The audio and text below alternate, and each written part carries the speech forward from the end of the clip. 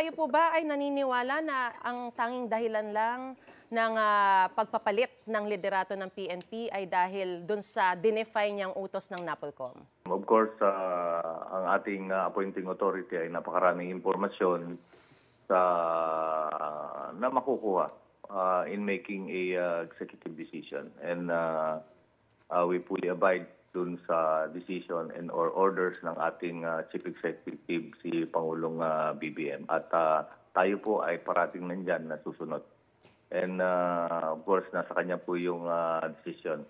Ibig sabihin, naniniwala kayo na may mas malalim pang dahilan kasi nung kayo po ay tinawagan para humalili na kay General Torre, may binanggit po ba sa inyong dahilan kung ano yon, kung bakit kayo ang ipapalit na agad pagkatapos nung utos ni General Torre na kahit na kayo yung number 2 man na sa PNP, nilipat kayo sa Mindanao, ni-reassign kayo sa Mindanao?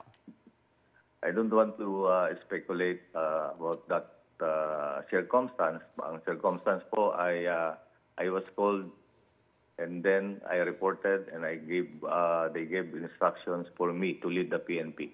Kaya po nag-turnover. And leading the PNP, isa lang po yan. We accomplish our mission and we discharge our function.